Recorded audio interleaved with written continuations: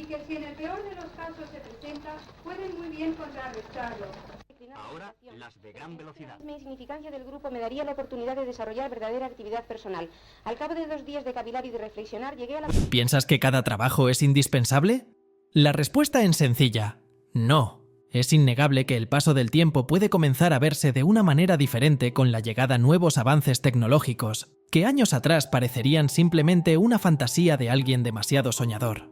Sin embargo, es normal que la revolución tecnológica en la que vivimos, muchos oficios y trabajos antiguos, pasen al olvido, pero nunca está de más recordarlos. En el video de hoy vamos a conocer 14 oficios que desaparecieron con el tiempo. ¿Quieres conocerlos? ¡No te pierdas nada! Lecheros. Vamos a arrancar con un clásico de muchas partes del mundo, sobre todo en las zonas rurales donde el ganado pastaba, que era de donde se obtenían principalmente las materias primas de origen animal. Se denominaban lecheros, para hombres y mujeres por igual, a quienes desempeñaban uno de los oficios más antiguos del campo, que consistía en ordeñar la leche de vacas, cabras u ovejas y recogerla en grandes recipientes, aunque también la distribuían y vendían a particulares o a negocios, incluso puerta a puerta, en las que incluso las viviendas antiguamente tenían un lugar para que el lechero depositase su recipiente de leche y recoger el vacío que las propias familias depositaban. Este servicio era muy común en la mayoría de países y fue muy popular en la década de los años 30 hasta los años 60. Los lecheros comenzaban su jornada laboral a tempranas horas de la mañana, cuando aún no había salido el sol. Iban hasta las granjas y recogían grandes cantidades de leche fresca, que incluso muchas veces había sido ordeñada la noche anterior. Luego llenaban su camión con los recipientes llenos y se dirigían a los hogares de los consumidores para hacer sus respectivas entregas. Las botellas de vidrio eran sus envases. Preferidos porque eran resistentes, conservaban muy bien las propiedades de la bebida y además los podían reutilizar. A la vez, los mismos lecheros también se encargaban de recoger las botellas de vidrio vacías para llevarlas de vuelta a la granja, para ser esterilizadas y reutilizadas en futuras entregas. Esta labor fue muy popular en su momento, ya que ofrecía una forma conveniente y confiable de obtener leche fresca y saludable, además de ofrecer una forma de ayudar al planeta, aunque en estas épocas no muchas personas se preocupaban por cuidar el medio ambiente o reciclar. Ascensoristas. Seguramente recuerdes este oficio de muchas famosas películas situadas varias décadas en el pasado, como por ejemplo en Titanic. Los ascensores del Titanic eran una verdadera joya de la tecnología. Modernos, eléctricos y de primera clase. Trabajaban con electricidad, algo insólito para la época. Lamentablemente, si no tenías tu ticket dorado, no podías utilizarlo. Aunque hoy en día estemos totalmente habituados a los ascensores automáticos, esto no era una regla anteriormente. Los primeros ascensores eran mecanismos manuales, en los que el manejo de la cabina e incluso su frenado debían ser controlados por un operario. De hecho, algo tan simple como que las puertas de los ascensores funcionen solas no sucedió hasta los años 50. La mayor parte de los ascensoristas eran mujeres y debían ser profesionales muy precisas y atentas. Solo así se podía lograr que el ascensor se detuviese siempre en los lugares deseados, sin desniveles con las diferentes plantas, y que los pasajeros pudieran subir, viajar y bajar en condiciones de seguridad. Los ascensoristas, que eran especialmente importantes en edificios comerciales e institucionales, eran figuras con cierto prestigio. Siempre estuvieron muy asociados a la cercanía y la amabilidad, y eran, en cierta forma, una medida de la calidad de la atención al cliente en los negocios e instituciones en los que trabajaban. Además de su trabajo en el ascensor, muchos ascensoristas asumían también un gran número de funciones auxiliares para el mantenimiento del edificio. Reparto del correo, limpieza del elevador, vigilancia, entre otras. Cuando los ascensores se hicieron automáticos, a mediados de los años 50, la figura del ascensorista perdió todo su sentido. Los pasajeros podían simplemente tocar el botón del piso al que querían ir, igual que hacemos hoy. No obstante, muchos ascensoristas siguieron trabajando hasta bien entrada la década de los 60, sobre todo por cuestiones de prestigio e imagen. En muchos edificios, el ascensorista era una figura emblemática a la que no se podía renunciar. Operador de linotipia. La imprenta de tipos móviles fue un invento muy útil, pero implicaba realizar un gran trabajo al momento de armar los tableros, ya que había que poner una por una todas las letras que llevaba el texto de una página. En 1885, Ottmar Mergenthaler inventó la linotipia. A medida que el operador tecleaba el texto en una máquina de escribir, iban cayendo los tipos móviles sobre un depósito.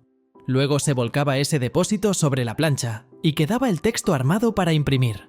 Los linotipos se usaron en las editoriales hasta la década del 80 del siglo pasado. Aún quedan algunos en las viejas imprentas, aunque hoy por hoy no tienen utilidad más que una histórica.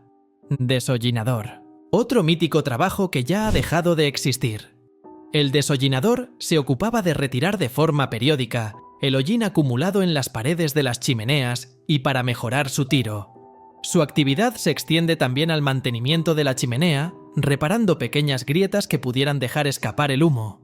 En primer lugar, el desollinador tapona la boca de la chimenea y otras aberturas y sube al tejado en donde ejerce su actividad. Para verificar el correcto resultado de la operación, se ayuda de un espejo o de iluminación. Las chimeneas no siempre eran lo suficientemente grandes para que una persona adulta entrara a limpiar. En la Europa occidental, se comenzó a hacer chimeneas considerablemente mayores a partir del siglo XV, para permitir que los limpiadores profesionales pudieran hacerlo. De esa manera, se contrataba a niños de hasta 7 años de edad por su baja estatura y su poco peso para entrar en esos espacios tan reducidos.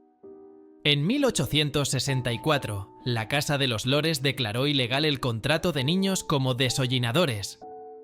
Mientras, Europa ha entrado en la revolución industrial y la demanda había seguido aumentando. Un gran número de desollinadores trabajaban en las ciudades, realizando esta función. Para entrar por las chimeneas, solían ser pequeños y ágiles, y frecuentemente iban semidesnudos para evitar quedar enganchados por la ropa en el interior del estrecho conducto. Colocador de bolos. Si te gustaban los juegos y necesitabas un poco de dinero extra, un puesto de colocador de bolos en una bolera era lo tuyo. Los trabajadores solían organizar manualmente los bolos para cada partida. Generalmente era un trabajo que realizaban adolescentes y algunos niños. Y por supuesto, no estaba exento de peligrosos accidentes con una bola rodando a gran velocidad hacia esa persona. El trabajo fue desechado una vez que Gottfried Schmidt inventó el colocador mecánico, aunque en ciertas boleras tradicionales todavía pueden verse este tipo de sistemas. Despertador humano. A raíz de la industrialización de muchas poblaciones, a partir de mediados del siglo XIX, muchas fueron las personas que se integraron al mercado laboral, teniendo que ir a trabajar a fábricas y empresas de reciente creación. En ese contexto, la industrialización también trajo el cumplir unos horarios, y por lo tanto, tuvieran que levantarse a una hora concreta que no siempre coincidía con la salida del sol o el primer canto del gallo. Este es el motivo por el que se creó en algunas poblaciones la figura del despertador humano, en inglés knocker up. Personas que iban recorriendo las calles con el encargo de despertar a los trabajadores con el fin de que no llegasen tarde a sus empleos. Estos personajes iban provistos de una vara o caña de bambú con la que golpeaban la puerta o ventana de la persona a despertar, hasta que ésta no se asomaba y quedaba constancia de que ya se había levantado. El despertador humano no se retiraba de aquel lugar. La medida tuvo mucha popularidad y muchas las personas que ejercieron este oficio, la mayoría jubilados y algunos policías que, para llevarse un sobresueldo, realizaban esta tarea mientras hacían la ronda de vigilancia. Pero también algunas mujeres, entre ellas Mary Smith, quien utilizaba la curiosa técnica de usar una pequeña cerbatana con la que lanzaba piedras o frutos secos contra las ventanas. Telefonistas. Con el avance tecnológico en las últimas décadas, los teléfonos fijos casi pasaron a la extinción. Sin embargo, en pleno auge de las comunicaciones, ser operador u operadora de telefonía gozaba de gran estatus. En su mayoría mujeres, eran las encargadas de establecer las primeras conexiones telefónicas a distancia a través de las centrales manuales y gracias a su incansable trabajo, pudieron conectar a miles de personas durante décadas. Su labor consistía en conectar clavijas, transferir comunicaciones por toda la geografía y, sobre todo, ser discretas y saber guardar secretos e información confidencial.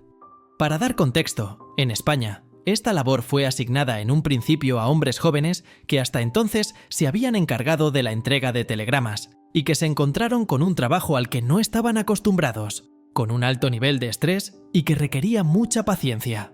Sin embargo, para ellas tampoco fue fácil, ya que necesitaban cumplir varios requisitos para presentarse a las oposiciones: ser soltera, tener entre 18 y 27 años, no utilizar anteojos y ser capaz de separar los brazos algo más de 1,5 metros. Además, tenían que superar varias pruebas: un dictado, hacer diferentes operaciones matemáticas, leer un texto por teléfono y, la más curiosa, una prueba de longitud de brazos. La prueba de envergadura aseguraba que la mujer podría acceder a los extremos de su puesto. Un timbre sonaba si, extendiendo los brazos, conseguía tocar a la vez dos interruptores situados a una determinada distancia el uno del otro. Las pruebas de cultura general, aparentemente sencillas, suponían una verdadera selección, ya que el acceso de la población femenina a la educación básica era muy limitado. La vida laboral de las telefonistas era de una media de 3 años, debido a la necesidad de abandonar su puesto una vez contraían matrimonio. Mecanógrafos. Esta profesión fue muy popular en Estados Unidos aproximadamente hasta la década de los 90. Un siglo antes, las máquinas de escribir se habían convertido en un invento novedoso y eficiente, que ahorraba a las compañías tiempo y dinero. Las habilidades necesarias para este oficio fueron muy solicitadas por los empleadores durante décadas, y esta fuerza laboral estaba compuesta en su mayoría por mujeres. La masificación de las computadoras personales a finales del siglo XX acabó con este oficio, por lo que muchas de las personas encargadas de manejar estas pesadas máquinas pasaron a ser reclutadas para trabajar frente a los nuevos ordenadores. Hieleros. Como su nombre puede sugerirnos, los hieleros eran personas muy destacadas en un oficio complicado para ciertas regiones: el de cortar hielo. Antes de que las técnicas modernas de refrigeración se generalizaran, los cortadores de hielo cortarían el hielo en lagos congelados para que la gente los usara en sus bodegas como una especie de refrigeradores. En los fríos meses de invierno, y casi siempre en las cotas de mayor altura, los lagos sufrían una glaciación que permitía la extracción de grandes bloques de hielo para consumo humano. Para ello, los cortadores de hielo se desplazaban hasta el lugar del que se iban a abastecer con grandes sierras de casi 1 metro de longitud, aunque en ocasiones se sobrepasaba esta medida. Con la herramienta básica, comenzaban a cortar el suelo helado para su posterior extracción en grandes bloques, los mismos que más tarde serían transportados hasta las grandes ciudades, desde las que serían repartidos a casas particulares, en trineos tirados por caballos. Este era un oficio considerado de gran riesgo, ya que las condiciones de trabajo eran extremas, debido al frío que debían soportar y el peligro que entrañaba cortar el suelo sobre el que pisaban, con la posibilidad de que éste se rompiera y cayeran al agua helada del lago. Era un trabajo realizado a diario para proveer de nieve a los clientes que así lo solicitaban y que empleaban este material para sus bodegas o mantener frescos los alimentos de sus neveras caseras, consistentes, por lo general, en un armario con 2 puertas, siendo la superior donde se introducía el hielo, junto a algunos alimentos, y la inferior donde se colocaban el resto de comestibles que debían mantenerse frescos. Frenólogos. La frenología es una antigua teoría de la pseudociencia, mediante la cual se afirma que se podía conocer la personalidad y el carácter de las personas en base a la forma y medidas de su cráneo. Además, también se podía saber si en esta persona había rasgos criminales. Incluso se llegó a difundir la idea de que existía un órgano criminal. Para ello, además de emplear el instrumental necesario, recorrían con las yemas de sus dedos y las palmas de sus manos, de forma lenta, la cabeza de sus pacientes, analizando su personalidad e, incluso, en algunas ocasiones, prediciendo su futuro. Como es de esperarse, con los avances en la ciencia de la medicina y los estudios, cada vez más especializados y exhaustivos, del cerebro, esta ciencia fue perdiendo su prestigio, haciendo desaparecer el oficio del frenólogo. Serenos.